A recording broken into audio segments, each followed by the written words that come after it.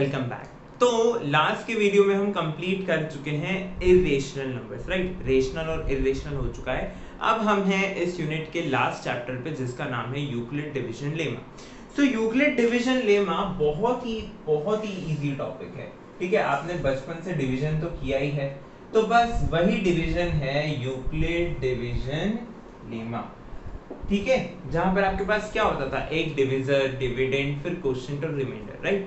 तो वही एग्जैक्टली चीज है यूक्लिड डिवीजन लेमा। सो बस आपको यहाँ पर थोड़ा सा उसे स्टेटमेंट वाइज बोल दिया गया है कि अगर आपके पास, ठीक है, अगर आपके पास ए और बी, अगर आपके पास for any given A and B two positive integers, ठीक है, दो पॉजिटिव इंटीजर्स हैं आपके पास A and B, there exist unique whole numbers, ठीक है।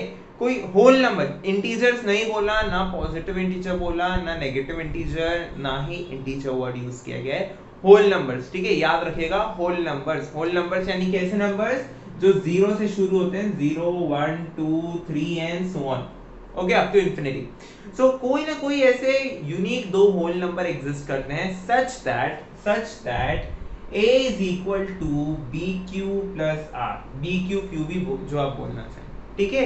a is equal to bq plus r, यानी कि कोई दो आपके पास ऐसे नंबर हैं a और b, दो इंटीजर्स हैं पॉजिटिव, तो उनके लिए आपको कोई दो यूनिक होल नंबर्स मिलेंगे q और r, कैसे कि वो इस इक्वेशन को सेटिस्फाई करें। इसको bq लिखना ज्यादा अच्छा रहेगा, चलिए bq लिख देते हैं, ठीक है। जहां पर r क्या है हमारा रिमाइंडर, q क्या है हमारा क्वोशिएंट,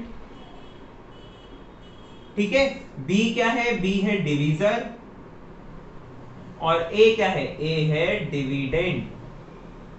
तो आप जो स्टार्टिंग से पढ़ के आ रहे हैं कि dividend is equal to divisor into quotient plus remainder, वही चीज एग्जैक्टली है यूक्लिड्स डिवीजन लेमा, ठीक है। बस अंतर यह है कि आप जो बचपन से पढ़ते आ रहे हैं, या हम जो बचपन से पढ़ते आ रहे हैं, वो है ऐसा, 7 डिवाइड करेंगे हम 2 से, 2 3 6, माइनस किया, यहाँ बचा 1, फिर हम लिखते थे 2 into 3 plus 1 is equal to 7, ऐसा लिखते थे, राइट।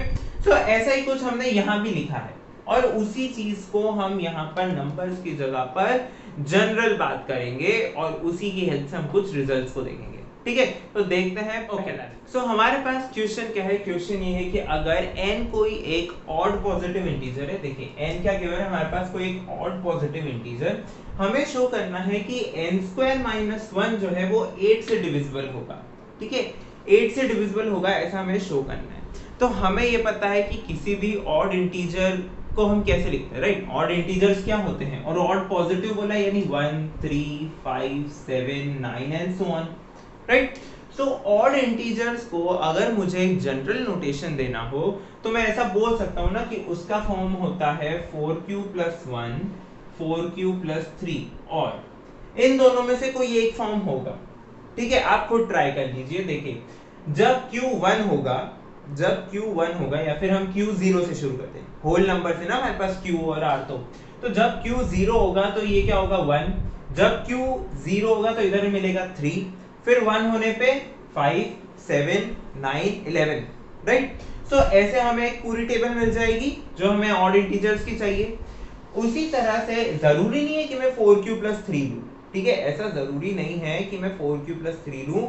ऑड इंटीजर्स को बनाने के बहुत सारे तरीके होते हैं, जैसे कि क्या, जैसे कि q + 1 q + 3, या फिर मैं डायरेक्ट अगर सिर्फ q + 1 ही लिख दूं, जहां पर मैं बोल दूं कि q क्या है, q एक इवन इंटीजर है, ठीक है, या फिर whole number with even integers, positive even integers, ऐसा बोल दूं। या फिर मैं क्या बोल सकता हूं कि ये 2q + 1 ऐसा फॉर्मेट का है, ये भी एक ऑड इंटीजर बनेगा। क्यों, क्योंकि 2q हमेशा इवन है, और इवन में हमेशा जब भी आप एक ऐड करेंगे तो आपके पास क्या मिलेगा, ऑड मिलेगा। तो इस फॉर्मेट को यूज ना करते हुए जनरली जब भी आप ऑड इंटीजर लिखते हैं तो आप 2q + 1 के फॉर्मेट में ही लिखते हैं। आगे भी जब आप पढ़ेंगे तो ऐसे ही लिखेंगे, सो बेसिकली हम ऑड इंटीजर को कैसे लिखते हैं? ऑड इंटीजर को हम लिखते हैं m q plus r, right? ऐसा होता है ना। या अगर मैं यहाँ लिखना चाहूँ जो हमारा चल रहा है bq प्लस r, जहां पर r जो हमारा रिमाइंडर है, रिमाइंडर कितना होना चाहिए? रिमाइंडर जो है वो हमारा कम होना चाहिए, राइट? रिमाइंडर क्या होता है? 0 से लेके कहां तक होता है? जो आपका डिविजर है वहां तक, जो आपका डिविजर है वहां तक होता है ना रिमाइंडर, राइट?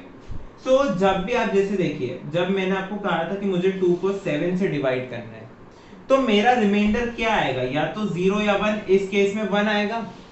तो जो भी मेरा रिमाइंडर है वो इससे कम होगा। जो मेरा डिविजर है उससे हमेशा रिमाइंडर क्या होता है? कम होता है। और डिविजर का रोल कौन प्ले करता है? b। तो यानी कि r जो होता है वो 0 से लेके b तक होता है, जहां पर वो कभी भी b के बराबर नहीं होता, b से हमेशा क्या होता है? छोटा होता है, राइट?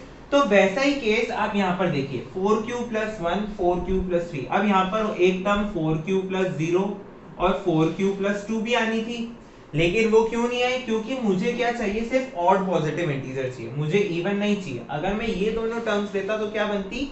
इवन टर्म्स बनती, राइट? सो इसी वजह से हमने क्या लिया है? 4q plus 1, 4q plus 3। Suppose मेरे पास ये दो ऑड पॉजिटिव इंटीजर्स हैं। अब इन दो ऑड पॉजिटिव इंटीजर्स के लिए मुझे क्या करना है? मुझे बताना है कि n² माइनस 1 जो है वो डिविजिबल है 8 से। तो मैंने क्या बोला? केस 1 में suppose n is equal to 4q plus 1, n अगर इसके बराबर है, n अगर इसके बराबर है तो n² माइनस 1 मुझे कैलकुलेट करना है। n² माइनस 1 यानी क्या? 4q प्लस 1 का होल स्क्वायर माइनस 1, ये मुझे कैलकुलेट करना है। तो आप कर दीजिए इसका स्क्वायर, 4q स्क्वायर यानी 16q स्क्वायर प्लस 1 प्लस, ठीक है, a plus b whole square is a square plus b square plus 2ab। So 2 4 8q minus 1, ये minus 1 plus 1 minus 1 cancel, 16q square plus 8q, यहां से मैंने अगर 8 common लिया तो 2q स्क्वायर प्लस q। 8 का कुछ मल्टीपल आ रहा है, इसका मतलब n² माइनस 1 जो है वो डिविजिबल है 8 से। केस 1 तो प्रूव हो गया। अब केस 2 में क्या होगा? केस 2 में मैं ले सकता हूं n is equal to 4q plus 3 ले सकता हूं, मुझे लेना ही यही है ना, एक बार इसके लिए एक बार इसके लिए। तो अगर मैंने 4q प्लस 3 लिया, अब मैंने n² माइनस 1 कैलकुलेट किया, तो 4q plus 3 whole square minus 1 ये मुझे कैलकुलेट करना है। तो वापस से आप पहले a प्लस बी स्क्वायर लगाएंगे, a square plus b square plus 2ab, 2 4 सा 8 3 सा 24q minus 1। So this is 16q square plus 24q plus 8। इसमें से फिर 8 कॉमन लिया आपने, क्या बचा? 2q square plus 3q plus 1। 8 common आ रहा है ना, तो इसका मतलब ये जो केस है, इस केस में भी n² माइनस 1 डिविजिबल बाय 8 है, ठीक है। ऐसे ही अब हमारे प्रूव कर दिया है कि n² माइनस 1 हर ऑड पॉजिटिव इंटीजर के लिए डिविजिबल बाय 8 होता है। अगर आप चाहें तो इस केस की जगह एक को ले सकते हैं, क्या? 6q plus 1, 6q plus 3, 6q plus 5, ठीक है। तो यहाँ पर आपके पास 3 केस बनेंगे। आप इन 3 केस को लेके भी ऐसा सेम ट्राई कर सकते हैं, वहां पर भी आपकी जो कंडीशन है कि n² minus 1 is divisible by 8 ये सेटिस्फाई होगा, ठीक है, उसमें कोई डाउट नहीं है, ये सेटिस्फाई होगा। आप किसी भी केस के लिए इसे ट्राई कर सकते हैं। सो ऐसे ही आपके अलग अलग क्वेश्चंस मिलेंगे। सपोज कोई बोलता है कि कुछ आपको गिवन है और उसको आपको डिविजिबल बाय चेक करना है, तो डिविजिबल बाय जब भी चेक करना है तो सबसे पहले आपको ये सोचनी है कि उसकी जनरल टर्म क्या होगी। जैसे कि यहाँ पर मेरे को ऑड पॉजिटिव इंटीजर चाहिए था। अब ऑड पॉजिटिव इंटीजर चाहिए था और मेरे पास टर्म क्या थी? n² माइनस 1, n² माइनस 1 थी, ठीक है। अगर मैं 2q प्लस 1 लेता ऑड इंटीजर का जनरल टर्म, तो 2 का स्क्वायर मिलता ना मुझे, यानी 4। अब 4 में से तो मैं 8 कॉमन ले नहीं पाता ना, फिर यहाँ पे मुझे q बाय 2 करना पड़ता, राइट। तो इसलिए मैंने क्या लिया? मैंने लिया 4q प्लस 1, 4q प्लस 3। जैसे जैसे आप b की वैल्यू बढ़ाएंगे तो अपने आप नंबर ऑफ केसेस बढ़ते जाएंगे, ठीक है। अगर मैं 6q प्लस 1 लेता तो 6 का स्क्वायर 36 मिलता मुझे, तो मेरे पास और बड़े केसेस होते। तो आपको ट्राई करना है कि आप मिनिमम कौन सा केस लें कि आपका जो गिवन क्वेश्चन है, जो गिवन सेट ऑफ क्वेश्चन है वो सॉल्व हो सके, जो गिवन कंडीशन है वो आपकी सेटिस्फाई हो सके। ओके, सो इसी के साथ हमने क्या देख लिया है कि यूक्लिड डिवीजन लेमा क्या बोलती है। यूक्लिड डिवीजन लेमा बोलती है कि if there are two positive integers a and b positive integers, okay, then there exist unique whole numbers q and r such that a is equal to bq plus r, a is equal to bq plus r and r is from 0 to b। r जो है वो 0 के बराबर हो सकता है या फिर 0 से बड़ा होगा, लेकिन जो आपका b है, जो आपका डिविजर है, उससे r हमेशा छोटा होगा।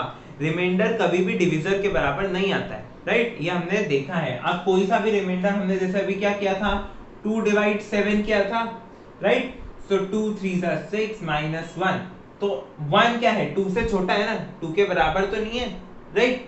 अगर मैं इसी जगह 8 को 2 से डिवाइड करूं और मैं बोल दूं कि 8 2 3 6 माइनस किया मैंने 2, तो ये 2 तो वापस डिवाइड हो सकता है ना, ये 2 तो वापस डिवाइड हो सकता है। तो अब क्या मैं यहाँ 31 लिखूंगा, नहीं ना।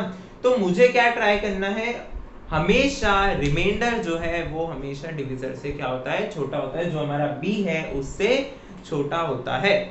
यही रूल है डिवीजन एल्गोरिथम का और यही आप स्टार्टिंग से पढ़ते आए हैं, लेकिन स्टार्टिंग से हम नंबर्स के थ्रू पढ़ते आए हैं।